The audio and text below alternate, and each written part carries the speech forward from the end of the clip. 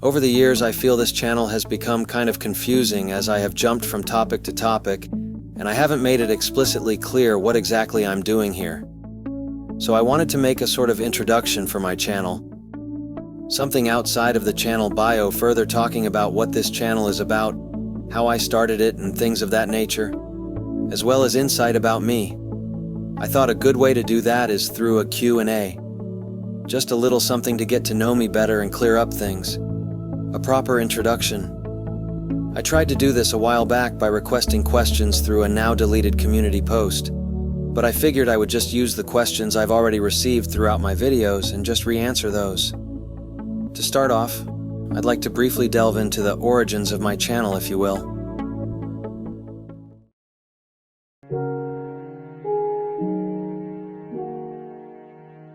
So I started publishing videos to this channel about 7 years ago now, when I was 13 or 14, under the former name of Croissant Comics.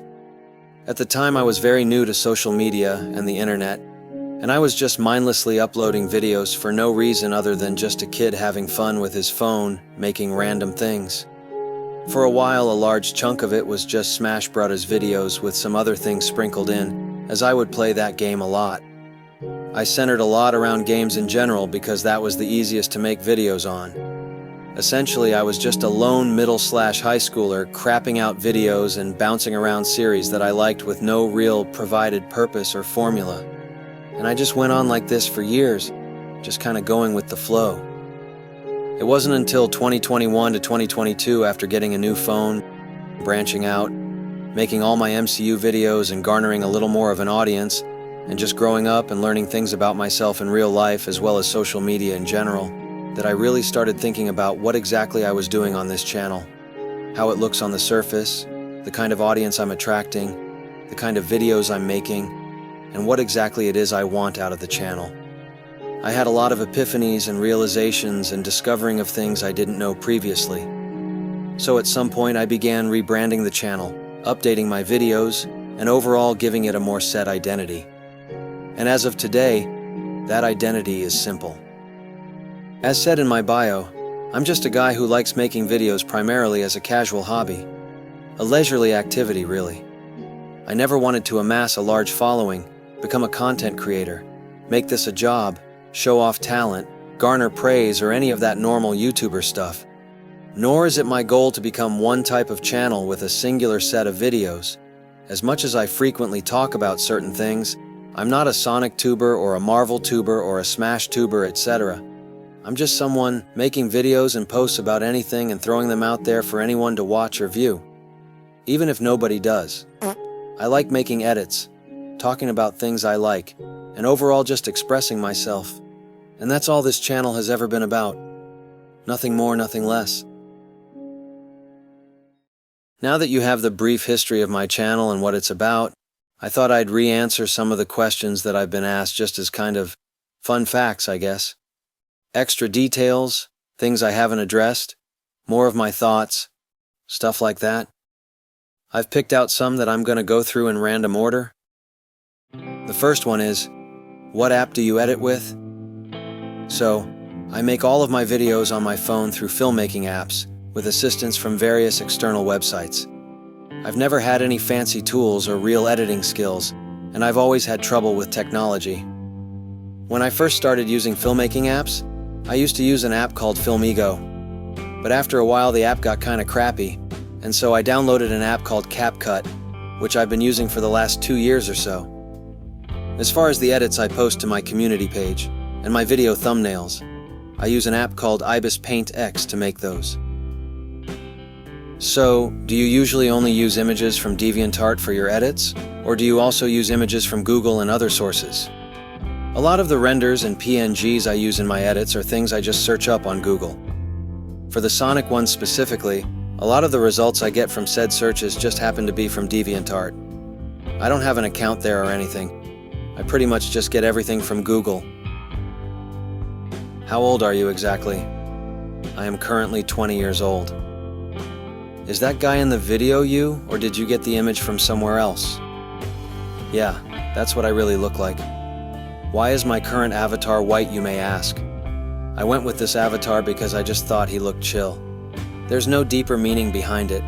It's just a simple online persona like other online personas out there. Before this, I was a croissant. There was another question I wanted to answer, but I couldn't find the original comment as I think it's been deleted. The question was, why don't you use your real voice? Contrary to what some might think, I'm not at all insecure about my real voice. The only reason I use text-to-speech AI is because I honestly can't stand the way my voice sounds on video. I tried to listen to my voice once and it just sounded awful to me. Like, I don't think anyone would really have a problem with it, but I personally just can't listen to it. Not only that, but I don't have a mic, and it's very difficult for me to talk into a mic in general. Like, it's just very awkward talking into my phone in an empty room. I can't really explain it. On top of that, I don't even have a private space that's quiet to begin with. So in the end, it's just easier for me to use AI to dub my videos. Why is your taste in style a bit darker and lacking in colors? Is that how cinematography works to you? I'm aware that from the surface, it looks like I'm just someone who likes things that are dark and colorless. But no, that's not the case.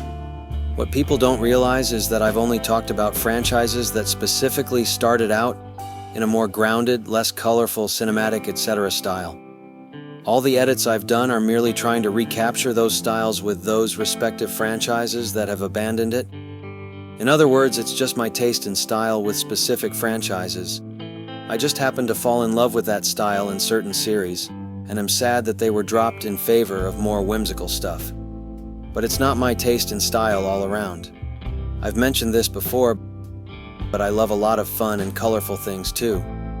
I just haven't talked about those franchises because I haven't had a reason to, which is why you only see the darker stuff. I've more so just enjoyed making these grounded/cinematic edits to try and create alternate versions of franchises that I would have personally loved to see that I know will never be done otherwise. That's the only reason I've been on this topic so much recently. Ever since trying to discuss why I stopped feeling for the MCU, it helped me learn my appeal in media, and I've enjoyed talking about it with various series ever since and seeing who has the same feelings. But unfortunately, it does make me look edgy on the surface, even though none of it is supposed to be strictly dark. And most people at this point probably think that's all my channel is about when it's not. Speaking of which, here's a question related to that. What do you think of Bumblebee? And will you ever do a video essay on Transformers? So, I've never been as into Transformers as I have other series. I've only ever seen the first 4 movies, with the addition of Bumblebee. So I don't really have anything to speak on regarding that series. However, I will say for Bumblebee that I remember initially not having a significant emotional reaction upon watching that movie. It was just decent to me, I guess. I personally favor Bay's first 3 movies, as I always loved the style those movies had, even upon rewatching them today. So like other series, I guess I'm just more inclined towards that version of Transformers. Either way, didn't feel much for it. What are your thoughts on the 2 Venom movies? I haven't seen either of them in full, but looking at some clips and trailers, I'm honestly not a fan of the buddy cop movie route they went with those movies. I know I'm gonna sound repetitive with some of these answers, and forgive me for that, but I do honestly love what the first teaser trailer for the movie was setting up. After having rewatched it, they made it look like the film was going to be a psychological horror, which I would have loved to see for this version of Venom. I also saw a fan trailer that further made me invested in the concept. They both just struck a chord with me. So in retrospect, it's pretty disappointing that it ended up being more of a fun comedy instead, both thematically and stylistically. It just feels like false advertising, you know? What's your opinion on The Amazing Spider-Man? I really like Andrew's Spider-Man. It's one of my favorite versions next to Tobey. I love Webb's stylistic take on that universe and think it's really soulful. It has my favorite score for the character out of any of them. My only reservation is in regards to the film's story, with how in the beginning it's kind of a copycat of the Raimi films, with the way they handled Peter's origin story with Uncle Ben. I wish it was a little more original. But other than that, I like the film. I like the sequel as well. Granted, I wish it was a little more in line with the first, but I think it has a lot of soul in it too. While I can agree some changes could have been made, I'm not that bothered by the story like others. In fact, I love Electro in that film, and I think he was a really badass version of the character. The only major reservation with it, I would say, is once again how they handled his origin story. But I love both films. What are your thoughts on the Raimi trilogy? Definitely some of my favorite superhero films, and I like the trilogy as much as Webb's films. My favorites, I'd say, are 2 and 3. 1 was just a little too cheesy for my taste. 3 admittedly did get messed up with Venom's inclusion, and I wish the film focused more on just Harry and Sandman like originally planned, but I still resonate with the film. Like, you can still see traces of what was an emotionally impactful movie. I especially love the apology scene between Flint and Peter. It's one of my favorite scenes in comic book films. What do you think of Topher Grace's Venom? Before learning about the studio meddling, I never really thought much of him. I can understand why comic book fans might not like him that much, and yeah, I'd agree maybe some changes could have been made, but I don't have that much of a problem with him. It's honestly hard to dislike him because of all the Spider-Man 3 memes I've seen. He's just too funny. I will say though that I think his Venom was actually pretty scary when he was in the suit, and I like his transformation scene. I wish he could have been saved for a 5th film so we could really see what Raimi would have done with him. What's your opinion on old Marvel movies like Fantastic Four, the reboot, the Punisher movies, the Blade trilogy, Daredevil, Elektra, and the Ghost Rider movies? Out of the 5 listed, I've only seen the Fantastic Four movies. As far as the 2000s ones, I don't have strong feelings for them, but I liked them enough. One thing I will say is that I think the casting was perfect. I especially love Mr. Fantastic's actor and his version of the character, and Lawrence Fishburne's Silver. He was really cool.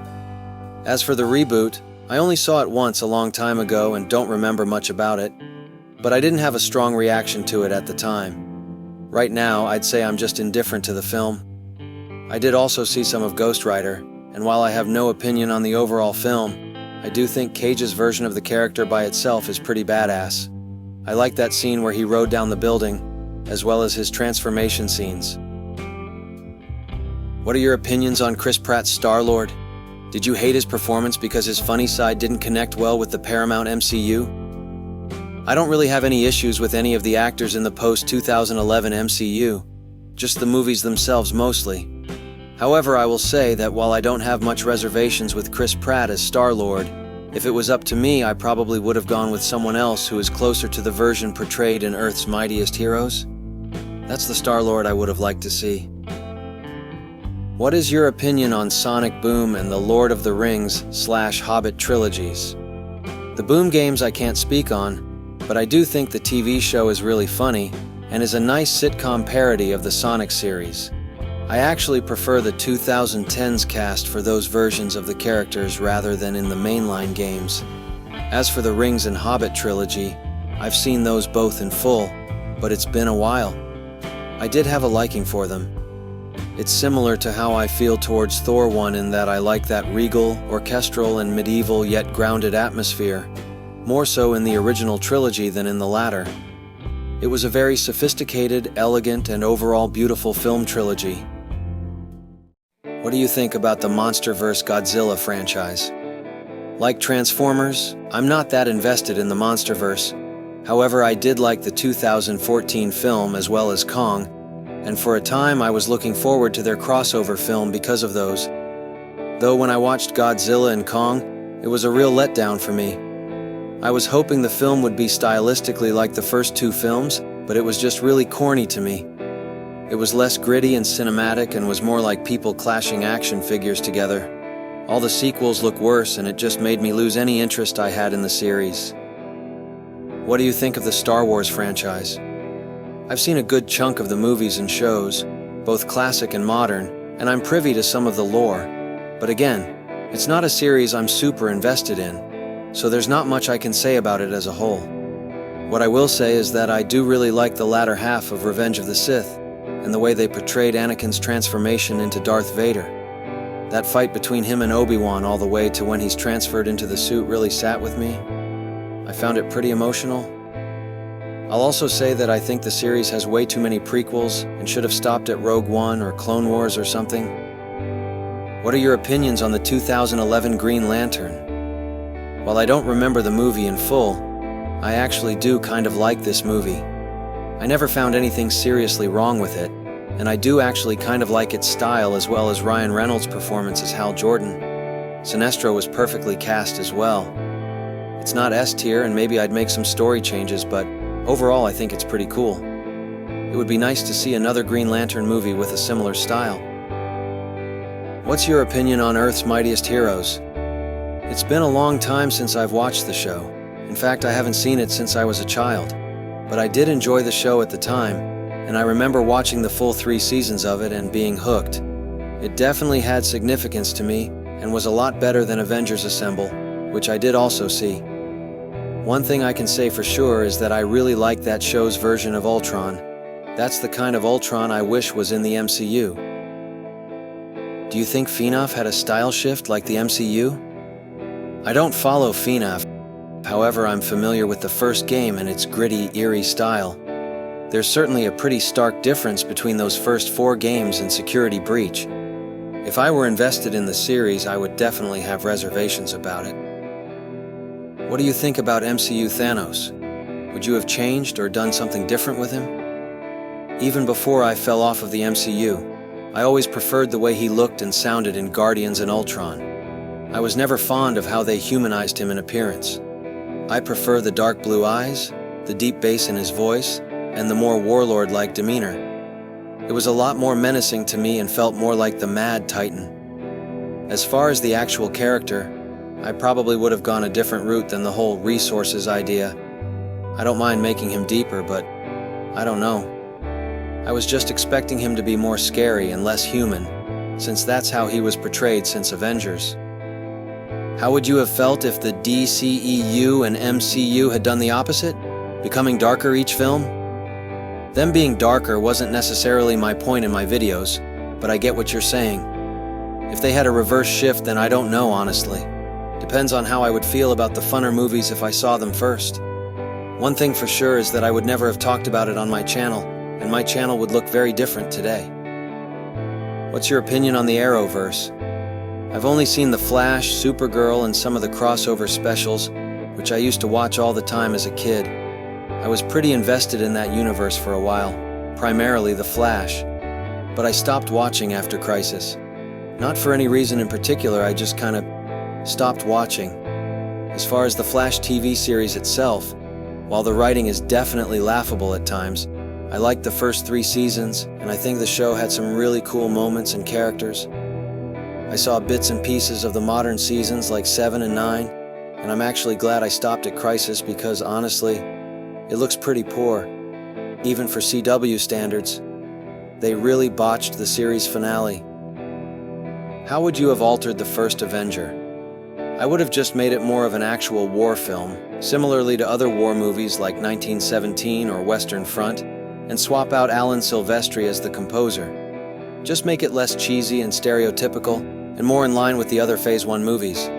I would also change Red Skull's design and make him have slightly more burnt-looking skin rather than the clean plastic look, while also changing some of his dialogue and overall making him less of a standard supervillain dictator. What would be your ranking of the Fox X-Men films? It's been a while since I've watched any of them, and I would have to go back through all of them, so I don't really have a ranking for them. But I can say that my favorite is probably Days of Future Past, and I guess Logan would be up there too. I remember watching it a long time ago and it did make me shed tears by the end, so it's definitely up there. What do you think of the Deadpool movies? I never really had much of an opinion about the first 2, and it's been a while since I've seen them. These days I guess I'm just kind of indifferent to the films. Like, I never really got into Deadpool as a character like I have Iron Man or Thor, at least the Fox version. I admit I did end up seeing Deadpool and Wolverine recently, and just the same, I'm indifferent to the film. It just wasn't for me, especially as someone who just doesn't follow the MCU anymore. I was more like a guy just rearing his head around the corner rather than really watching it. However, I can say that I really liked the car scene. Hugh Jackman just really killed it with his acting. The last question is, which Sonic media, including the games, TV, and anime, do you think nails Sonic's personality best? I can't claim which one is the best, but I'll say that my personal favorite depiction of Sonic's character is in Unleashed. I've always preferred Sonic when he was more mature and chill with just a bit of cockiness. I was never really too much of a fan for when he's more brash and constantly witty, like he is in Black Knight or Secret Rings. I don't know. It just resonates with me more. Well, there you have it. I hope this video paints a clearer narrative for my channel and what my goal is, as well as telling a little bit about me for both existing and potential future viewers. Until then, deuces.